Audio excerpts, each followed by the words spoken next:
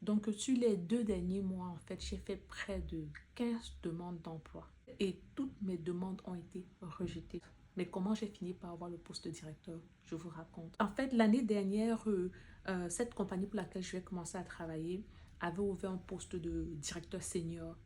Et puis, bon, je trouvais que j'étais qualifiée. J'ai postulé.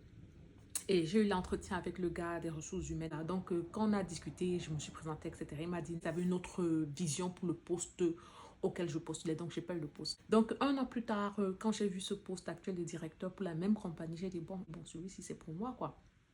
Donc, j'ai envoyé mon CV au gars des ressources humaines. Il n'a jamais répondu. J'ai postulé au poste et j'ai décidé d'ouvrir mon compte LinkedIn.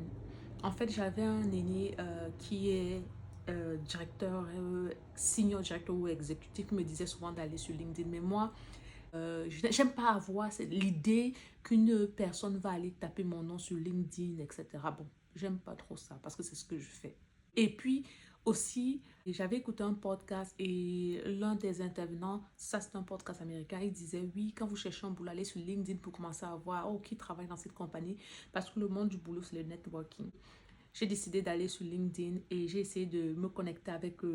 J'ai regardé les gens qui travaillaient dans cette compagnie-là et j'ai vu le chef du département d'épidémiologie. Je lui ai envoyé une demande de connexion. Je sais pas comment ça s'appelle en français.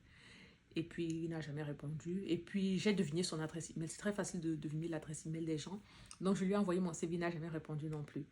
Et puis, après 6 jours, 7 jours, toujours pas de réponse. Je me disais, bon, ça sent pas très bon. On va encore essayer. Je suis allée sur LinkedIn une fois de plus. Et puis là, j'ai remarqué qu'il y avait un ancien collègue d'une autre compagnie pharmaceutique qui travaillait là. Donc, je lui ai écrit et je lui ai dit, dis-moi, est-ce que le poste, c'est un véritable poste? Parce qu'il y a des fois des faux postes, en fait. Il a pris près de 2 jours pour me répondre. Et entre-temps, j'avais reçu une réponse négative de mon application, quoi. Donc, mon dossier avait été rejeté. Et quand il est revenu vers moi, il m'a dit, attends, je vais vérifier. Je ne sais pas s'ils ont commencé à les entretiens. Et puis, je lui ai répondu, oh, te gêne pas. Je viens d'avoir une réponse négative. Mais si dans l'avenir, il y a d'autres opportunités, je te prie de penser à moi.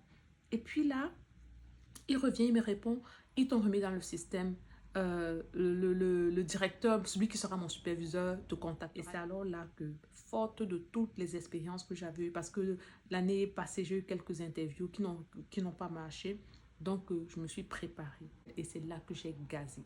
Et dites-vous qu'il y avait beaucoup de candidats. Ne pensez pas que j'étais la seule à donc, j'ai travaillé comme une malade et voilà, j'ai le poste. Aujourd'hui, je suis directeur et je partage avec vous et je vous demande encore, il faut oser.